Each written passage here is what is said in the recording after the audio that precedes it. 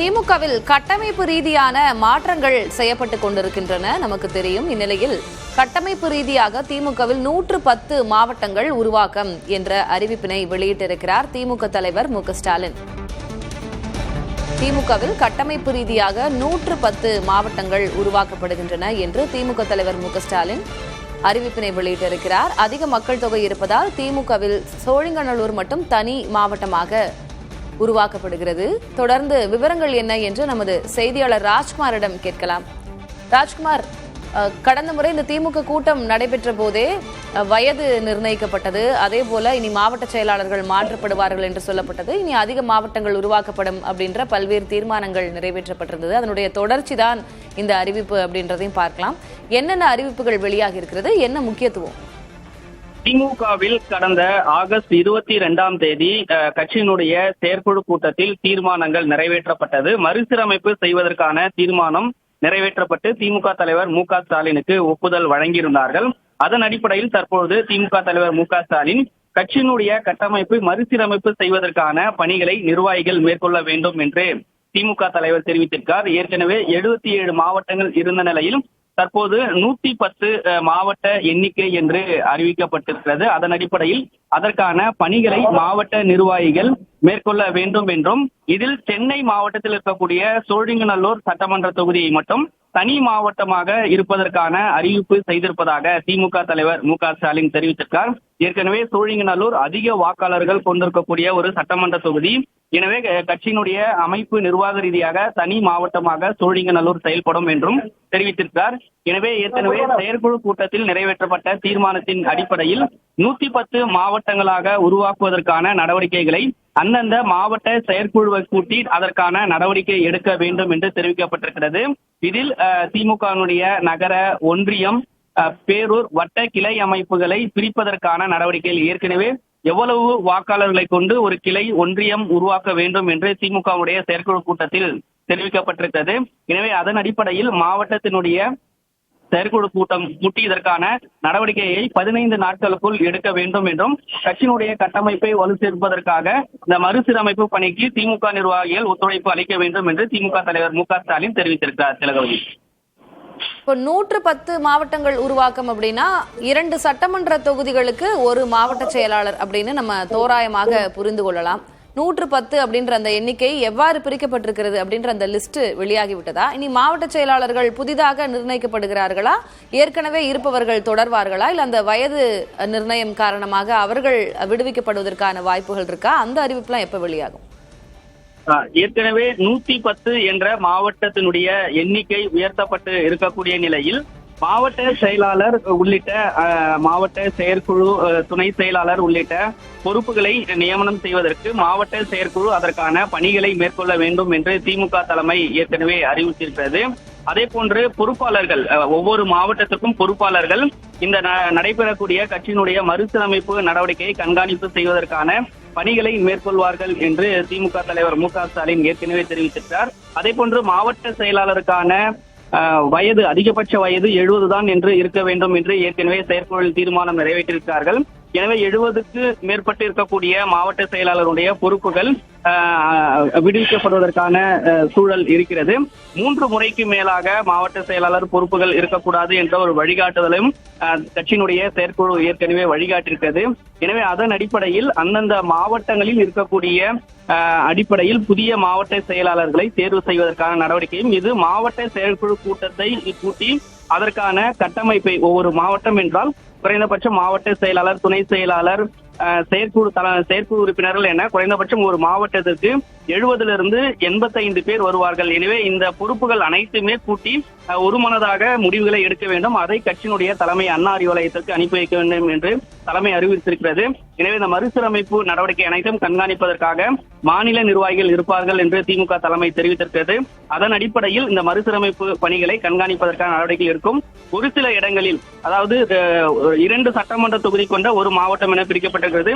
எந்த மாவட்டத்திற்கு கூடுதலாக முக்கியத்துவம் கொடுக்கப்படும் என்று உதாரணமாக 3 சட்டமன்ற தொகுதி ஒரு மாவட்டமாக இருக்கும். இதையெல்லாம் திமுக தலைவர் கண்காணித்து அனைத்து விதமான முழுமையான நடவடிக்கை எடுப்பார்கள் என்று திமுக தலைமை சார்பிலும் தெரிவிக்கிறாங்க. திலகவதி, இந்த மாவட்டங்களுக்கு முக்கியத்துவம் கொடுக்கப்பட்டிருக்கிறது? ஏன்னா சென்னையை 10 திமுக மாவட்டங்களாக பிரித்திருக்கிறார்கள் அப்படின்றது பார்க்க முடிகிறது. அதே போல கோவை, மதுரை, சேலம் எங்கெல்லாம் 5 தலா 5 மாவட்டங்களாக அவை பிரிக்கப்பட்டிருக்கின்றன. அது போன்ற எந்தெந்த மாவட்டங்களுக்கு எந்த பகுதிகளுக்கு முக்கியத்துவம் கொடுத்திருக்கிறாங்க? திமுக தலைமையை பொறுத்தவரை இப்போது அவர்கள் தெரிவிக்கக்கூடிய இந்த நடவடிக்கை கட்சியினுடைய செயற்குழு கூட்டம் முடிந்ததற்கு பிறகு திமுக தலைவர்களுடைய வழிகாட்டுதல் அடிப்படையில் இதற்கான நடவடிக்கைகளை மாநில நிர்வாகிகள் மேற்கொள்வார்கள் என்று தெரிவித்திருக்கிறார்கள். கட்சியினுடைய துணை செயலாளர்கள் அதே போன்று மூத்த நிர்வாகிகளாக இருக்கக்கூடிய நபர்களுடைய கண்காணிப்பு அடிப்படையில் இதற்கான நடவடிக்கை மேற்கொள்வார்கள் என்று தெரிவித்திருக்கிறார்கள். குறிப்பாக இப்போ சென்னை மாவட்டத்தை பொறுத்தவரை 16 சட்டமன்ற தொகுதிகள் இருக்கிறது. இது 2 சட்டமன்ற தொகுதி இதன் அடிப்படையில் வரும் என்ற அடிப்படையில் ஒரு கண்காணிப்பு செய்து அதற்கான நடவடிக்கைகளை மேற்கொள்வார்கள் என்று தெரிவித்திருக்கிறார்கள். அதே போன்று திமுக தலைமை பரவலாக அனைத்து இடங்களிலும், அதாவது ஏற்கனவே செயற்குழும் இதற்கான விவாதம் எழுந்திருக்கிறது. இளைஞர் அணிக்கு முக்கியத்துவம் கொடுக்க வேண்டும். இளைஞர் அணியில் பொறுப்பாக இருக்கக்கூடிய நபர்களை கட்சியினுடைய மாவட்ட செயலாளராக கொண்டு வரலாம். அதே போன்று மகளிர் அணியில் நீண்ட காலமாக பணியாற்றி வருகிறார்கள், அவர்களுக்கும் ஒரு முக்கியத்துவம் கொடுக்க வேண்டும் என்ற எல்லாம் ஒரு விவாதம் நடந்திருக்கிறது. எனவே இதன் அடிப்படையில் கருத்தாக கொண்டு வருவாய் மாவட்டங்களாக கொண்டு மாவட்டங்களை பிரிக்கக்கூடிய நடவடிக்கையை கட்சி தலைமை மேற்கொள்ளும் என்று தெரிவித்திருக்கிறார்கள். அதை கருத்தில் கொண்டு திமுக தலைமை அதற்கான பணிகளை மேற்கொள்ளும் என்று தெரிவித்திருக்கிறார்கள்.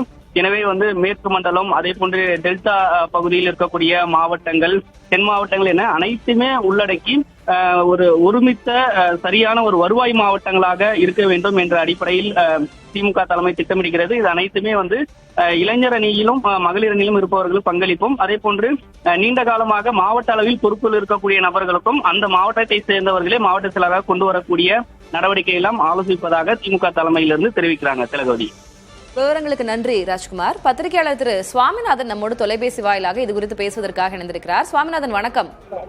வணக்கம். செயற்குழு கூட்டம் அப்போ தீர்மானங்கள் நிறைவேற்றப்பட்ட போதும் நம்ம பேசியிருந்தோம். மாவட்ட செயலாளர்கள் எண்ணிக்கை அதிகரிக்க போகிறார்கள், அதே போல வயது நிர்ணயம் செய்யப்பட்டிருக்கிறது, வயது வரம்பு, இது குறித்தெல்லாம் நம்ம பேசியிருந்தோம். உடனடியாக அவங்க அந்த வேலையிலையும் இறங்கி இருக்கிறாங்க. 110 மாவட்டங்கள் திமுக மாவட்டங்களாக அதிகரிக்கப்பட்டிருக்கிறது. எந்தெந்த மாவட்டங்களுக்கு முக்கியத்துவம் அப்படின்றத நீங்க பார்க்கறீங்க, எப்படி பார்க்கறீங்க இந்த மூவ்? குட் மூவா உங்களை பொறுத்த வரைக்கும்? நிச்சயமாக ஒரு நல்ல ஒரு ஆரோக்கியமான ஒரு முன்னெடுப்பு தான். ஒரு கட்சி அமைப்பு ரீதியாக செயல்படுகிற மாவட்டங்களோட எண்ணிக்கையை அதிகப்படுத்துகிற பொழுது, கிட்டத்தட்ட மாவட்ட செயலாளர்கள் எண்ணிக்கை அதிகமாகும் பொழுது அது கட்சி அமைப்பு ரீதியாக இன்னும் கொஞ்சம் பலம் பெறுவதற்கான ஒரு வாய்ப்பு இருக்கும். ஏன்னா இன்னைக்கு தாவேக்கா போன்ற ஒரு புதிய சக்தி இப்பொழுதுதான் அரசியல் களத்துக்குள்ள வந்தாங்க. 2 ஆண்டுகள் தான். 2 ஆண்டுகள்ல 75 ஆண்டுகால பாரம்பரியம் மிக்க திராவிட முன்னேற்ற கழகம் ஒரு பெரும் பின்னடைவை சந்தித்திருக்கிறது. வெறும் 59 தொகுதிகளில் ஆட்டத்தை இழந்து விட்டார்கள். இந்த சூழலில் அவர்கள் களத்தை தயார் செய்கிற விதமாக மாவட்டங்களினுடைய எண்ணிக்கை 77 என்கிற எண்ணிக்கையிலிருந்து 110 உயர்த்தி இருப்பது என்பது ஒரு ஆரோக்கியமான குறியீடு. நீங்க ஒரு உதாரணத்துக்கு எடுத்துக்கிட்டீங்கன்னா கடைக்கோடி கன்னியாகுமரி மாவட்டம், அங்கு கூட இப்ப 3 மாவட்ட செயலாளர்களாக உயர்த்தப்பட்டிருக்கிறது. நேற்று வரை 2ஆக இருந்த பகுதியில் 3ஆக மாற்றப்பட்டிருக்கிறது. சென்னை போன்ற பகுதிகளில் 10 மாவட்ட செயலாளர் இப்பொழுது உருவாக இருக்கிறார்கள். சோ இது போன்ற காலகட்டம் கட்சி அமைப்பு ரீதியாக வலுப்பெறுவதற்கு பெரிய காரணமாக இருக்கும். பட் இதுல ரொம்ப முக்கியம் என்னன்னா, மு க ஸ்டாலின் அவர்கள் அன்றைக்கு உரையில குறிப்பிட்டது போன்றுதான், இனி வரக்கூடியவர்கள் அந்த பொறுப்புகளை உணர்ந்து மாற்றுக் கட்சியினரை கூட மதிக்கக்கூடியவர்கள் சொந்த கட்சியினரையும் கையெடுத்து வணங்குவதில்லை என்றெல்லாம் ஒரு வருத்தமான தகவலை பதிவு செய்திருந்தார். அதுபோன்று இல்லாமல் ஒரு இணக்கமான சூழல் இருந்ததுன்னா அது நிச்சயமா கட்சியை கட்டமைப்பு ரீதியாக வலுப்படுத்தும்.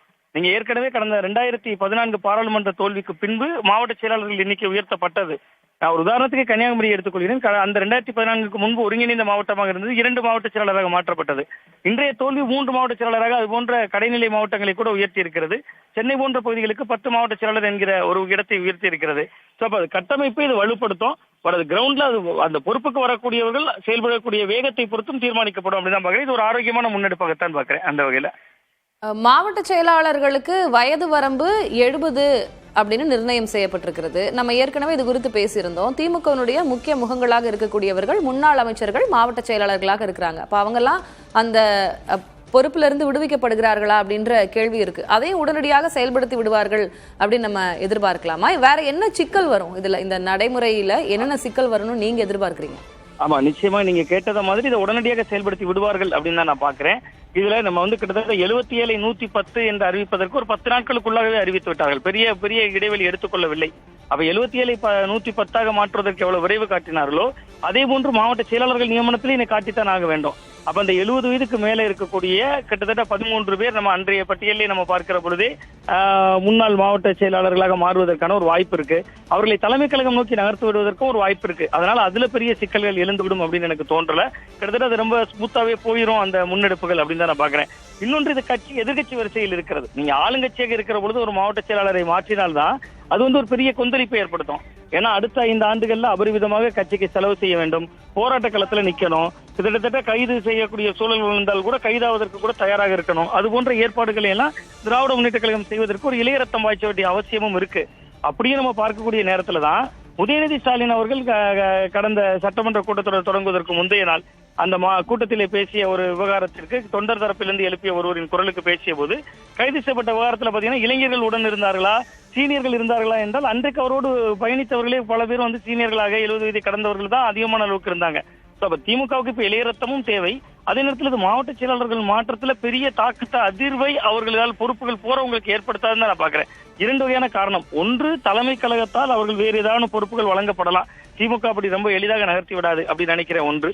இன்னொரு கோணம் இந்த எதிர்கட்சி வரிசை நான் சொன்னதை போன்று அந்த எதிர்கட்சியாக இருப்பதனால் இப்ப வரக்கூடிய மாவட்ட செயலர் செலவு செய்கிற ஆற்றல் உள்ளவரா முதல்ல இருக்கணும். அந்த எண்ணம் தான் இருக்குமே ஒழிய அவர்களுக்கு அதனால் நேற்று வரை ஆளுங்கட்சியாக இருந்த போது இருந்த மாவட்ட செயலாளருக்கான அந்த மதிப்பீடுகள் என்பது இன்றைக்கு என்பது களத்தில் இருக்கக்கூடிய போராளிகளாகத்தான் அவர்கள் இருக்க வேண்டிய தேவை இருக்கிறதுனால அது பெரிய எதிர்விளைவை உருவாக்காது அப்படின்னு நான் நம்புறேன். கிட்டத்தட்ட அதை விட மிக முக்கியமா நீங்க பாத்தீங்கன்னா இந்த காலகட்டம் இந்த இளைய ரத்தம் பாய்ச்ச வேண்டிய தேவை இருக்கு திமுகவுக்கும். ஆனா அவர்களே சில மாற்றங்களும் செஞ்சிருக்காங்கல்ல. நம்ம முதல்ல விவாதிக்கிற பொழுது இந்த அறிவிப்பு வந்தவுடன் நம்ம விவாதித்திருந்தோம். அந்த நேரத்தில் கூட 2 முறைக்கு மேல் மாவட்ட செயலாளர் இல்லை என்று இருந்தது, திருத்தம் செய்யப்பட்டது. 3 முறை என்று மாற்றம் செய்யப்பட்டது. அப்படி ஏற்கனவே சில மாற்றங்கள் எதிர்ப்புகள் வரும் என்பதை உள்வாங்கி திமுக தயாராக விட்டார்கள் அப்படின்னு தான் நான் பாக்குறேன். அதனால் இனி வரும் எந்த சலசலப்புகளோ எதுவுமே அதுல இருக்காது அப்படின்னு பாக்குறேன். நன்றி திரு சுவாமிநாதன், இணைப்பில் உங்களுடைய கருத்துக்களை பகிர்ந்து கொண்டமைக்கு.